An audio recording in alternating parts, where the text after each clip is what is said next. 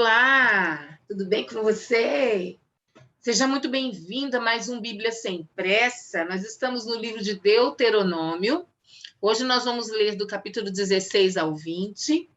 Eu quero, mais uma vez, esclarecer que eu não tenho a menor pretensão de ser reconhecida como mestre, embora eu goste muito de ensinar, eu me esmero em ensinar, mas eu sei que existem muitos mestres aí, poderosos, né? E que ensinam a palavra de Deus com muito mais bagagem do que eu. Mas o Senhor me incomodou a ensinar aquilo que eu sabia. Então, eu montei esse grupo, Bíblia Sem Pressa, para que pessoas que nunca leram a palavra, nunca tiveram oportunidade de estudar a palavra com ninguém, pudessem começar a estudar. E aqui na minha casa, num lugar bem simples, eu comecei a fazer esse estudo, consegui algumas amigas, algumas irmãs em Cristo, os maridos delas também vieram, e nós estamos aqui com esse grupo Bíblia Sem Pressa. Se você é um amante da palavra de Deus, e como eu, busca toda a revelação dentro da palavra, você é muito bem-vindo aqui. E é por isso que nós estamos aqui, para aprendermos a palavra do Senhor, para nos dedicarmos um pouco, né, uma hora que seja, para estudarmos essa palavra. Vamos orar? Pai, em nome de Jesus, eu quero te apresentar, ó Deus, esse tempo, quero te louvar porque o Senhor tem vindo com revelação, a tua revelação, e a palavra nunca volta vazia, ela sempre volta cheia de bênçãos, de graça, de respostas e de mais revelação vindas do Senhor. Muito obrigado por isso. Eu quero consagrar esse tempo, quero abençoar a vida de quem vai ouvir agora ou depois, que o Senhor esteja abençoando. A minha pretensão não é ter seguidores para mim, mas eu quero, Senhor, em nome de Jesus, impartir sobre as pessoas que te sigam em espírito e em verdade, em nome de Jesus. Amém? Glória a Deus. Vamos começar? Eu sou professora e, como uma boa professora, eu gosto de compartilhar a tela. E gosto aqui de compartilhar tudo que eu tenho falado. Então, vamos à apresentação dos slides. E nós gostamos sempre de recordar um pouquinho onde paramos. Então, aqui está, né? Onde paramos. Nós estávamos no capítulo 15. Onde nós estávamos conversando sobre Shemitah. O que Shemitah trabalha, né? Shemitah significa subir ou descer. Em quais áreas? Finanças, autoridade e governo e espiritualidade. E eu terminei a aula da semana passada, o estudo da semana passada, dizendo que nós temos sido muito avisados quanto ao Shemitah, quanto a subir, quanto a descer, né? Eu apresentei as 3 áreas do Shemitah e terminei com uma pergunta. Vamos descer ou vamos subir nessas áreas? E antes de nós começarmos o estudo propriamente dito, eu quero deixar aqui uma simbologia dos números que aparecem na Bíblia. Não é numerologia, não sou numeróloga, não tenho a menor pretensão de ser, não é isso, mas os números na Bíblia têm significados. E eu gostaria de compartilhar com vocês esses significados. O número 1, toda vez que aparece na Bíblia, significa unidade. Número 2, comunhão. Número 3, trindade, lembra o terceiro dia e lembra também a ressurreição. 4, terra, o planeta. 5, a graça de Deus. 6, o homem. 7, a perfeição, a plenitude. 8, novos começos, nova aliança. 9, frutos, costume de leis do reino. 10, responsabilidade. 11, destruição e ruína. 12, administração, relacionamento com homens. 40, são ciclos ou testes.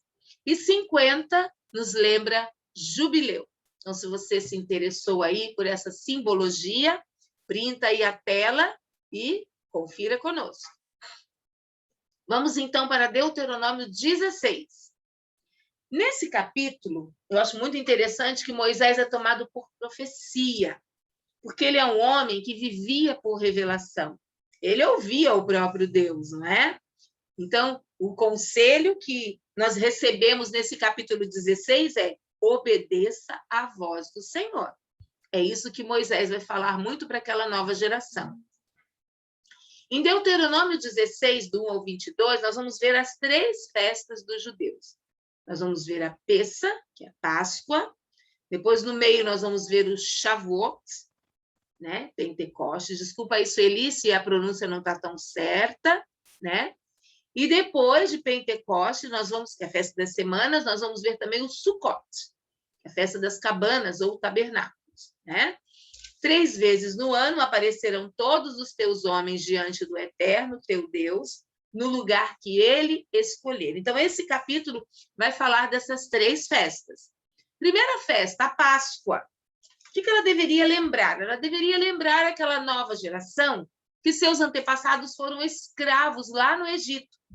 Então, ela significa passagem, quando Deus os tirou da terra da servidão para a terra que mana leite e mel. Como e quando comemorar a Páscoa? Entre março e abril. E Deus age nas noites da minha vida, lembrando que eles fugiram apressadamente, né? E era noite, nem terminaram de fazer o pão sem fermento, né? O pão não teve nem tempo de fermentar, eles saíram apressadamente, né? E nós lemos isso do verso 1 ao verso 8. Nós não vamos ler, mas se vocês quiserem e puderem, deverão confirmar aí na palavra de Deus. Esta, então, é a primeira Páscoa. E eu quero incentivar você a obedecer às festas bíblicas, né? Eu sei que para alguns é bem estranho, né, comemorar o Ano Novo Judaico, como nós acabamos de comemorar, mas tudo vai do costume. Você não acostumou a comemorar Natal, Ano Novo? Então, por que não comemorar as festas bíblicas? Comece pela Páscoa. É a primeira festa que nós devemos lembrar, tá? Segunda festa, a festa de Pentecoste, ou festa das semanas. Nós lemos do verso 9 ao verso 12. Contem 7 semanas a partir da época em que vocês começarem a colheita do cereal. Celebrem, então, a festa das semanas ao Senhor, o seu Deus, e tragam uma oferta voluntária conforme as bênçãos recebidas do Senhor, o seu Deus. E alegrem-se perante o Senhor, o seu Deus, no local que ele escolher para a habitação do seu nome, junto com os seus filhos e as suas filhas, os seus servos e as suas servas, os levitas que vivem na sua cidade, os estrangeiros, os órfãos e as viúvas que vivem com vocês. Lembrem-se de que vocês foram escravos no Egito e obedeçam fielmente a estes decretos. Então, 7 semanas depois da Páscoa, 7 semanas a partir da colheita do cereal, festa que celebrava a colheita. Essa era a festa de Pentecoste, onde o povo levava ofertas de alimento ao Senhor em gratidão pela colheita. A nova geração deveria saber tudo isso. E eu tenho um costume.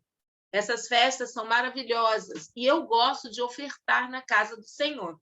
Hashtag fica a dica. Se você puder levar uma oferta que te custe, faça isso.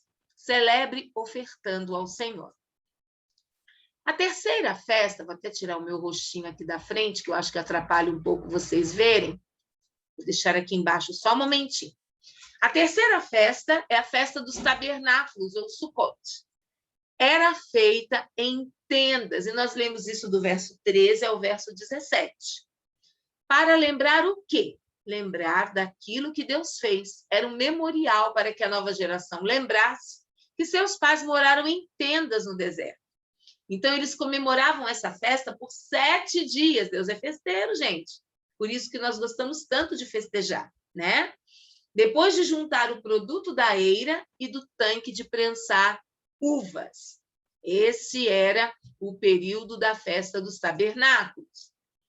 E aí nós vamos saber o porquê vamos festejar. Olha o verso 15, diz assim, olha. Durante 7 dias, celebrem a festa dedicada ao Senhor, o seu Deus, no local que o Senhor escolher, pois o Senhor, o seu Deus, os abençoará em toda a sua colheita e em todo o trabalho de suas mãos, e a sua alegria será completa. Agora veja bem que ele cita as 3 festas no verso 16. 3 vezes por ano, todos os seus homens se apresentarão ao Senhor, o seu Deus, no local que ele escolher, por ocasião da festa dos pães sem fermento, da festa das semanas e da festa das cabanas. Nenhum deles deverá apresentar-se ao Senhor de mãos vazias. Por isso eu gosto de ofertar nessas festas. Minhas mãos devem sempre estar cheias, nunca vazias diante do Senhor. Nós lemos aqui. Cada um de vocês trará uma dádiva conforme as bênçãos recebidas do Senhor, o seu Deus. Então, não é para você dar milhões, né? É para você dar segundo as suas posses. O que você pode entregar naquele dia? Esta, sim, será a oferta que te custe. E Deus olha a intenção do nosso coração. Depois, nós passamos para os juízes. Os juízes e as suas funções. Quais seriam as funções dos juízes? Nós lemos aqui no capítulo 16, verso 18. Nomeiem juízes e oficiais para cada uma de suas tribos, em todas as cidades que o Senhor, o seu Deus, lhes dá, para que eles julguem o povo com justiça. Então, juízes, desde aquela época em Deuteronômio, já tinha a função de julgar o povo com justiça. Os juízes e suas funções com justiça, versos 18 a 20. Então, vem aí alguns conselhos para os juízes. Primeiro, não torçam a justiça. Não façam acepção de pessoas. Não tomem suborno. Então, verso de 18 a 20, eu vou ler só o 19, diz assim: não pervertam a justiça, nem mostrem parcialidade. Não aceitem suborno, pois o suborno cega até os sábios e prejudica a causa dos justos. Né? Se os homens respeitassem esses preceitos, com certeza a nossa sociedade seria muito melhor. É que nós vemos também alguns juízes corruptos, infelizmente, até o dia de hoje. Siga única e exclusivamente a justiça, para que tenham vida e tomem posse da terra que o Senhor, o seu Deus, lhes dá. Este é o conselho do verso 20 do capítulo 16. Então, quais são os conceitos? Para que você viva e possua a terra. Este é o tema ou o lema de Deuteronômio: entrar e possuir. Então, para que você viva, celebre as festas. Seja justo no seu julgar, né? Se você é um juiz. Não criar postes ídolos. Conselho de Deus para que aquela geração não aceitasse os símbolos de adoração pagã. Então, tinha muito símbolo de adoração pagã. Eles já haviam saído do Egito. O Egito era uma terra que o paganismo ali imperava, né? Tudo era idolatrado, adorado. Então, Deus não queria que aquela geração entrasse nesse tipo de culto das outras nações. A cultura moral e religiosa era diferente da cultura de Israel. Então, o povo podia até ter cultura aí fora. É questão de cultura. Como Israel é diferente. Deus, então, usa Moisés para blindar aquela geração. Não há adoração pagã. E nós que escolhemos o Senhor Jesus Cristo como nosso Senhor e Salvador, também temos esta missão de adorarmos apenas o Deus único e verdadeiro. Jeová Jireh é o seu nome. Senhor dos exércitos é o seu nome. E é só a este nome que eu adoro. Amém? Moisés é até repetitivo. Vocês vão ver que em Deuteronômio os conselhos estão sendo assim muito repetidos. Mas por que isso? Porque uma nova geração precisava saber, precisava ouvir, como uma plantinha. Eu peguei uma plantinha aqui, olha, nascendo no meio de uma pedra. Ou seja, ela, coitada, conseguiu ali um pouco de vida e veio com tudo. Essa é a nova geração. que no meio da pedra da dificuldade, da morte, do Covid-19, essa nova geração está tentando sobreviver, tentando sair, né, do paganismo, e Deus nos dá muitos conselhos, e esses conselhos são poderosos, né? São preciosos para que nós saibamos e ouçamos e obedeçamos, isso que é mais importante. Deuteronômio 17, nós mais uma vez lemos a advertência contra a idolatria. Essa advertência ela já começou no capítulo 16, né? E no verso 21 e 22 foi bem clara. Leia lá para você ver. E no verso 7 do capítulo 17 fala assim, olha, verso 7. As mãos das testemunhas serão as primeiras a proceder à sua execução, e depois as mãos de todo o povo. Eliminem o mal do meio de vocês. Então, ele está aconselhando contra a idolatria.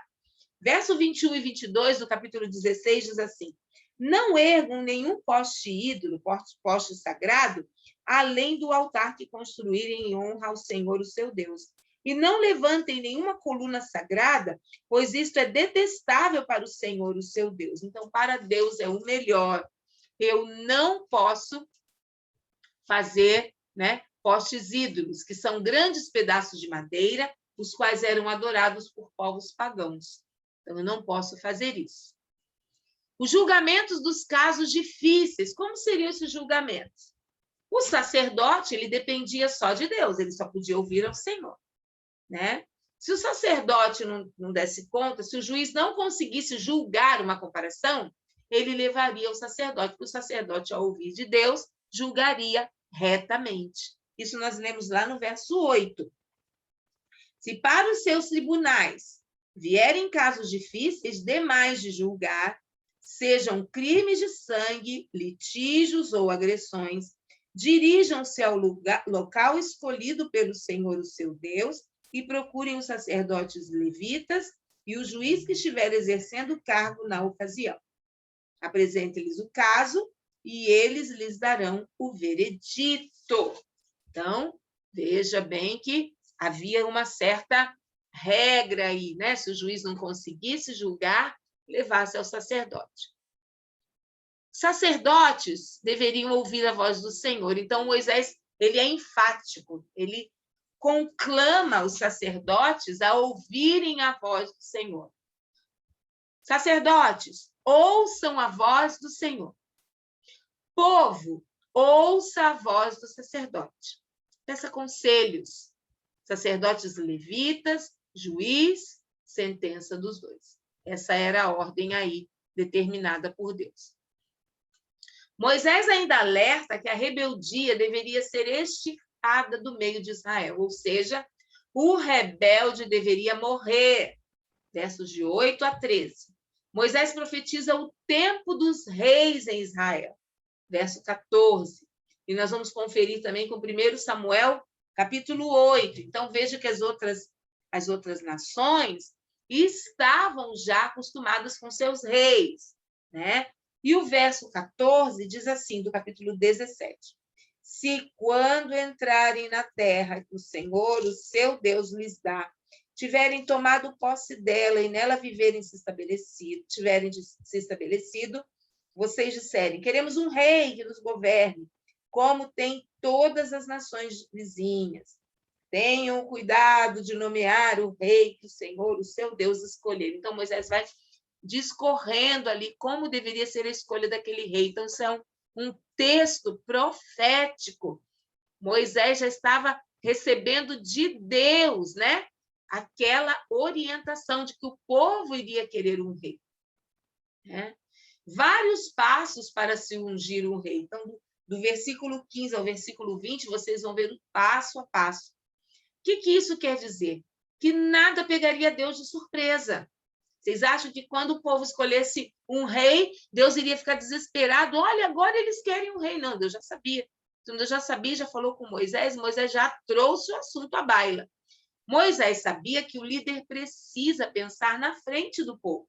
Jamais deveriam voltar ao Egito. Isso nós lemos no verso 16, que diz assim: esse rei, porém, não deverá adquirir muitos cavalos, nem fazer o povo voltar ao Egito para conseguir mais cavalos, pois o Senhor lhes disse, jamais voltem por este caminho. Então, o rei que eles escolhessem deveria levá-los à terra prometida, não à terra que eles haviam acabado de sair. Deus nunca é pego de surpresa. Aprenda mais essa, tá bom? Quando você acha que Deus está aí desesperado com as coisas que têm acontecido no mundo, claro que não, gente. Você acha que Deus iria ficar desesperado com as notícias da política, do governo? Claro que não. Deus está à frente de todas as coisas. Ele criou tudo e nós também devemos estar. Deuteronômio, capítulo 18, diz assim, este capítulo começa apontando a herança dos sacerdotes e dos levitas. O Senhor seria a herança deles. Nós lemos isso do verso 1 e verso 2, que dizem assim, os sacerdotes levitas e todo o restante da tribo de Levi não terão posse nem herança em Israel. Viverão das ofertas sacrificadas para o Senhor, preparadas no fogo, pois esta é a sua herança. Não terão herança alguma entre os seus compatriotas. O Senhor é a sua herança, conforme lhes prometeu. Vendo? O Senhor seria a herança deles. Moisés enaltece a honra aos levitas e que eles não deveriam ter herança terrena. Eles teriam a herança do Senhor. Exemplo, o sacerdote em tempo integral é renúncia, não é? Ele não renunciou, às vezes, o seu trabalho, renuncia a sua família, é renúncia. E outra coisa, é renúncia, não é opção, não. Tá? O que nós vemos, às vezes, eu não dei certo na minha profissão, estou desempregado, então vou escolher o sacerdócio. Olha o verso 3, o que o verso 3 nos diz? Quando o povo sacrificar um novilho ou uma ovelha, os sacerdotes receberão a porção devida, a espádua, a queixada e o estômago. Essa era a porção do sacerdote. Vocês terão que dar-lhes as primícias do trigo, do vinho, está aqui escrito, do azeite e a primeira lã da tosquia das ovelhas. Tá? Nós vamos estudar um pouquinho mais sobre isso. Primícias para o sacerdote. A renúncia do sacerdote não significava que o mesmo deveria andar esfarrapado, passando necessidades, mas todos deveriam honrá-lo. Nós lemos isso do verso 4 ao verso 8. Então, quando você vir seus pastores precisando, andando maltrapilhos, né? Repetindo o mesmo sapato, a mesma meia, a mesma bolsa, o mesmo vestido, chegou o momento de você ofertar na vida deles, não é? Não é porque eles deixaram tudo, deixaram o trabalho deles, que eles merecem viver maltrapilhos, não. Até mesmo aqueles que trabalham. Nós vemos a pastora Dani trabalhando, o pastor Fábio é tempo integral, mas ela trabalha. Mesmo assim, se você pode ofertar na vida dela, agora mesmo eu digo, vem o aniversário dela aí. De novo, eu repito, ela não me pediu para falar nada disso, mas é questão de honra. Você precisa honrar, né? Como diz aqui, ó, todos devem honrar o sacerdote. Ela não tem abençoado nossas vidas? As palavras que ela traz no altar não são de bênçãos? Então, o que me impede de abençoá-la também? Faça isso. Moisés também adverte a nova geração quanto às práticas pagãs, de magia, de adivinhação. Lembram? Se vocês quiserem, confiram lá 1 Samuel 28, nós vamos chegar nesse texto. Mas Saul, lá, quando era rei, ele foi consultar a médium de Endor. Uma médium, gente. E o negócio não ficou bom para o lado dele, não. Aconteceu umas coisas muito estranhas lá. Porque não foi consultar o Senhor. E muitas vezes nós queremos sair de casa, mas damos uma olhadinha no horóscopo primeiro, né? Estamos assistindo um programa de TV que fala as previsões do mestre não sei das quantas, com o pai não sei das quantas, com a mãe não sei das quantas. O que é isso? Não. Sobre eu estou tendo a Israel, não vale encantamento. Sobre eu estou tendo a Israel, está a bênção do Senhor. Já diz um cântico aí que eu gosto muito. Sobre tua tenda, ó Israel, não vale encantamento. Sobre tua tenda, ó Israel, está a bênção do Senhor. Então, por favor, deixe essas práticas. Isso são práticas pagãs. Os outros povos que não conhecem o Senhor vão lá, querem consultar mesa branca, mesa rosa, mesa verde, mesa cinza. Sobre nós está a bênção do Senhor. E aquilo que tiver de nos acontecer, o Senhor determinou que acontecesse sobre nós. Amém? Então, não queira saber, não queira buscar coisas do passado, coisas do futuro. Isso você desagrada muito ao Senhor quando você faz essas coisas. Lá em Deuteronômio 18:15 diz assim: o Senhor, o seu Deus, levantará do meio de seus próprios irmãos um profeta como eu. Ouçam-no. Olha isso, gente. Que autoridade tinha Moisés.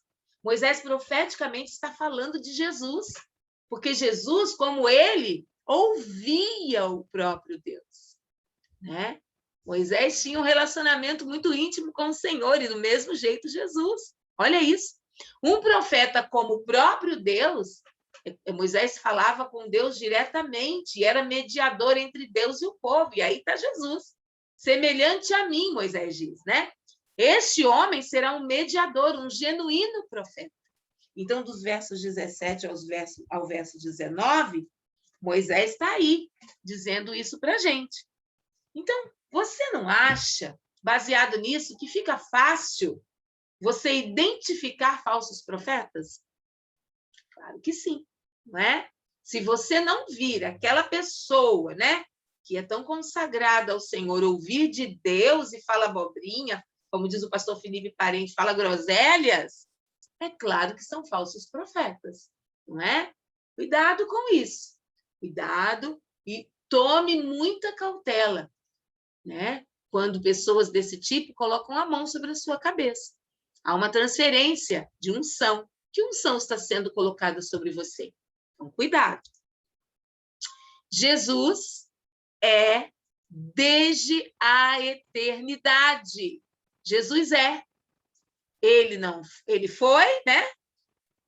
Ele é e ele sempre será. Mas ele é. Jesus é desde a eternidade. Ele ensinou a cultura da honra. Jesus nos ensinou a honrar. Ele honrou o próprio Pai, vindo, deixou sua glória, deixou o céu com tudo, todos lhe servindo, e ele veio servir-nos aqui na terra, não é? Isso é honra. Isso é honra. Nós temos que honrá-lo dia e noite. Jesus ordenou que devemos cuidar dos sacerdotes para que não passem necessidade. Essa foi a ordem de Jesus. Não é Mary Ruth que está falando. É o próprio Deus. Deuteronômio 19 fala de novo das cidades de refúgio. E o que elas refletem? Elas refletem a base do direito. No verso 1 ao verso 3, do capítulo 18, diz assim. Do capítulo 19, desculpa. Diz assim: quando o Senhor, o seu Deus, tiver destruído as nações cuja terra lhes dá, e quando vocês as expulsarem e ocuparem as cidades e as casas dessas nações, separem 3 cidades de refúgio na parte central da terra que o Senhor, o seu Deus, está dando a vocês, para que dela tomem posse. Dividam em 3 partes a terra que o Senhor, o seu Deus, lhes está dando como herança, e façam nela vias de acesso para que aquele que matar alguém possa fugir para lá. Então, veja bem. Talvez você esteja dizendo, eu já li isso, Mary, você está lendo de novo. Claro, gente, Moisés é repetitivo porque aquela geração não conhecia a cidade de refúgio. Então, Moisés teve que falar novamente, certo? Então, quais seriam as situações que a pessoa poderia fugir para lá? Crime culposo, quando não há intenção de matar. Por isso que é baseada no direito atual, né? O direito não fala? Crime culposo é aquele sem intenção de matar? Que o crime doloso é com a intenção de matar? Então, naquela época, olho por olho, dente por dente não caberia para crimes acidentais. Por isso, as cidades de refúgio. Então, houve um crime acidental, Enquanto a família não esfriasse a cabeça, o coitado que passou por isso, né? Sem querer matou alguém, poderia fugir para a cidade de refúgio. Em caso de crime intencional, a pena seria outra. Você pode ler esse capítulo, está tudo determinado nele ali. Dos versos 4 a 10, né? O que caberia para crimes acidentais, né? Olho por olho, dente por dente? Claro que não. E em crime intencional, o que caberia? A pena seria outra. Nós lemos lá do verso 11 ao verso 13. Esse capítulo 19, ele está relacionado a levar vantagens nas marcações das divisas da propriedade do vizinho, tá? Então, olha o que diz aí o verso 14 do capítulo 19. Não mudem os marcos de divisa da propriedade do seu vizinho, que os seus colocaram na herança que receberam na terra que o Senhor, o seu Deus, lhes dá, para que dela tomem posse. Então, o que quer dizer isso? Eu já morei num lugar sem muro, né? E quando nós precisamos fazer o muro, nós vimos que muitos vizinhos se apossavam de maior parte do terreno, sabe? Alguns vizinhos iam lá, mediam de qualquer jeito. Ah, porque não tem ninguém morando, eu vou me apossar pelo menos de 1 metro, 2, 5. Gente, era uma coisa de louco aquilo lá. Quando o vizinho mudava e descobria que tinha sido lesado, gente, a coisa não ficava boa. Então, qual o segredo? Deus tem resposta para tudo. Na Bíblia, você encontra tudo. Respeite os limites. O que é seu, é seu. O que não é seu, respeite, porque é do outro. Isso serve para tudo. Isso serve para tudo. O respeitar limites não é só para terras, mas é para a nossa vida. Respeite o limite do seu irmão. Amém? Até quando ele está irado lá, respeite os limites, sai de perto, né? Não cutuca a onça com vara curta. Então, levar vantagens nessas marcações de terra, as coisas podem acabar muito mal, né? Olha só, o capítulo 19 também deixa um conselho em relação a testemunhas. Uma só testemunha não é suficiente para condenar alguém de algum crime ou delito. Qualquer acusação precisa ser confirmada pelo depoimento de 2 ou 3 testemunhas. Lembra de Jesus? Eles precisavam de muitas testemunhas para provar aquilo que eles estavam acusando o Senhor Jesus. É baseado nessa lei aí. Ok? O que eu aprendo, então? Eu aprendo que Jesus é o meu refúgio. Ele é o meu refúgio. Nele, e somente nele, eu posso me abrigar. Em mais ninguém. Capítulo 20, estamos terminando a leitura de hoje. Vamos terminar no capítulo 20. O que esse capítulo nos ensina? As leis acerca da guerra. Moisés recebeu de Deus, ensinou aquela geração que morreu no deserto. Agora ele vai ensinar a nova geração. Então, o que eu aprendo aí em relação à guerra? Quanto às leis sobre a guerra, alguns lembretes. Verso 1 ao 4 diz o seguinte, que Deus está comigo. Segundo, não devo desanimar. Terceiro, não devo ter medo. Quarto, não devo ficar apavorado. Quinto, não devo ficar aterrorizado. Sexto, Deus me acompanha. Sétimo, Deus luta por mim. Por fim, Deus me dá a vitória. Então, em relação à guerra, era para eu ficar desesperado. Ai, não vou, não tenho coragem, não.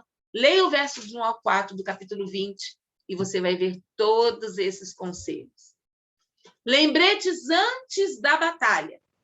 Primeiro, dedique sua casa. Então, diz assim o verso 5. Os oficiais dirão ao exército, há alguém que construiu uma casa e ainda não a edificou? Volte ele para sua casa, para que não morra na guerra, e outro a dedique. Então, dedique sua casa primeiro. Isso lá, viu? Naquele tempo. Desfrute sua vinha. Verso 6, olha o conselho. Há alguém que plantou uma vinha e ainda não desfrutou dela? Volte ele para sua casa, para que não morra na guerra, e outro desfrute da vinha. Olha só, né? Próximo. Case-se. Verso 7. Há alguém comprometido para casar-se que ainda não recebeu sua mulher? Volte ele para a sua casa, para que não morra na guerra e outro se case com a sua mulher, com ela. Casa-se primeiro. Verso 8 vai dizer para a gente não guerrear com medo. Por fim, os oficiais acrescentarão: alguém está com medo e não tem coragem? Volte ele para sua casa, para que os seus irmãos israelitas também não fiquem desanimados. Ok? Antes de atacar, proponha paz. Não saia logo atacando, matando, esquartejando, degolando. Proponha paz primeiro. Se aceitarem paz, olha o verso 11, o que diz. Se os seus habitantes aceitarem e abrirem suas portas, serão seus escravos e se sujeitarão a trabalhos forçados. Verso 12. E se recusarem paz? Mas se eles recusarem a paz e entrarem em guerra contra vocês, sitiem a cidade. Então, nós vamos ver muito caso assim. Daqui a pouco nós vamos ver grandes guerras entre Israel e os povos, e as nações não habitadas, né? As nações que ocupavam o caminho da terra prometida, gente. Não fiquem assustados, mas era época de guerrear e deles se apossarem da terra. Deus é um Deus guerreiro. Continuam os lembretes. A ordem era matar todos os homens. Enquanto as mulheres, crianças, rebanhos, despojos, está lá no verso 14 e 15. Eu vou ler desde o 13, que diz assim: quando o Senhor, o seu Deus, entregá-la em suas mãos, né, matem ao fio da espada todos os homens que nela houver, ou seja, naquelas cidades, naqueles lugares lá. Mas as mulheres, as crianças, os rebanhos e tudo que acharem na cidade será de vocês. Vocês poderão ficar com os despojos dos seus inimigos, dados pelo Senhor, o seu Deus. É assim que vocês tratarão todas as cidades distantes que não pertencem às nações vizinhas de vocês. Certo? A quem deveriam destruir totalmente e por quê? Versos 16 a 18. Contudo, nas cidades das nações que o Senhor, o seu Deus, lhes dá por herança, não deixem vivo nenhum ser que respira. Conforme a ordem do Senhor, o seu Deus, destruam totalmente os hititas, os amorreus, os cananeus, os ferezeus, os heveus e os jebuseus. Se Moisés estivesse aqui, meu marido dizia, e todos os zeus, né? Senão, eles os ensinarão a praticar todas as coisas repugnantes que fazem quando adoram seus deuses, e vocês pecarão contra o Senhor, o seu Deus. Será que Israel prestou muita atenção nessa ordem? Aqui está o que eles deveriam destruir, a quem deveriam destruir e o porquê. Por quê? Então, quando você tiver dúvida, por que Deus mandou matar tanta gente, Deus já sabia que o povo ia se corromper, né? Eu já estou dando spoiler aí, né? De Juízes, Josué, Juízes. Nós vamos ver muita coisa acontecendo por ali. E como eles iriam entrar agora sob a liderança de Josué, que era um guerreiro, então vocês vão ver ali muita coisa acontecendo, porque Josué seguiu à risca esses versos. Risquem aí, marquem aí na sua Bíblia. É baseado nisso que Josué guerreou tanto e venceu todas as suas guerras. Deuteronômio 20, verso 19, diz assim: quando sitiarem uma cidade por um longo período, lutando contra ela para conquistá-la, não destruam as árvores dessa cidade a golpes de machado, pois vocês poderão comer as suas frutas. Não as derrubem. Por acaso as árvores são gente? Para que vocês as sitiem? Quer dizer, Moisés é até irônico no final, né? Perguntando se árvore é gente, né? Não destruir as árvores frutíferas nem derrubá-las. E Moisés já estava também profetizando novos céus e nova terra. Quando voltarmos aqui no milênio, né, nós teremos que encontrar essa terra aí preservada para o dono. Então, não destrua as árvores frutíferas. E ele mesmo, irônico, né, quando pergunta se as árvores são pessoas, por quê? Nós precisamos cuidar da natureza que Deus fez. Então, preservem a natureza, porque um dia nós voltaremos para reinar com Cristo e vamos precisar delas. E as árvores que não produzem frutos, hein? E aí? Nós vemos assim que as árvores que não dão frutos deveriam ser cortadas e utilizadas em outras coisas. Nós lemos isso no verso 20. Lá em Mateus 7,19, ainda diz mais que toda árvore que não produz bons frutos é cortada e lançada ao fogo, para nada mais presta senão para ser queimada. Então, esse conselho já está desde Deuteronômio 20, verso 20, não é? Então, nós lemos ali. O que eu aprendo, então? Eu aprendo que em todas as guerras, Deus espera de mim um posicionamento. Primeiro, posicionamento de paz. Vamos tentar a paz. Não deu certo? Bora para a guerra, vamos embora para a briga. Hoje nós não temos mais guerras, né? Embora israelitas, às vezes, estão sempre em confronto ali. E eles seguem à risca a lei do Senhor. Devo ser obediente e atentar para os seus mandamentos. Assim, então, nós encerramos o estudo de hoje. O estudo de hoje foi rapidinho, mas grandes lições poderosas nós aprendemos, não é? E eu espero que você também tenha aprendido. Eu espero que você esteja lendo, estudando, com a sua leitura em dia. São 5 capítulos por semana. Eu não acredito que não dê tempo de você ler 5 capítulos por semana. Por isso que o nome é Bíblia Sem Pressa. Quero fazer um convite a você que está aí comigo. E você, por favor, compartilhe esse convite, tá? Eu, meu filho, meu marido, nós estaremos fazendo junto com a Missão Moçambique, lá no Instagram você pode até acompanhar, a Missão Moçambique, estaremos fazendo uma live. Mary canta a palavra para as crianças, para os pequenos. No sábado, agora, às 14 horas. Se você seguir lá, Missão Moçambique, Brechó Moçambique, você vai receber o link, viu? E o link vai ser disponibilizado para que você possa ofertar nessa missão. Não é para mim, não é para o meu filho, nem para o meu marido, mas é para a Missão Moçambique, uma igreja que foi destruída lá em Moçambique. Caiu o teto em cima das pessoas. E nós estamos ajudando esse povo a reerguer o templo e a reerguer também uma base missionária ali, né? Semeie nessa terra fértil.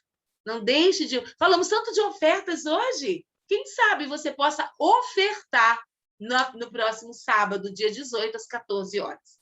Tá bom? Não deixe de ofertar, não deixe de dizimar na sua igreja, tá bom? Oferta é maravilhoso. Quando eu oferto na casa de Deus, Deus supre as minhas necessidades. E às vezes ele supre até as minhas vontades, né? Porque ele é um Deus amoroso, misericordioso, né? Muito benigno, compassivo é o Senhor. Vamos orar?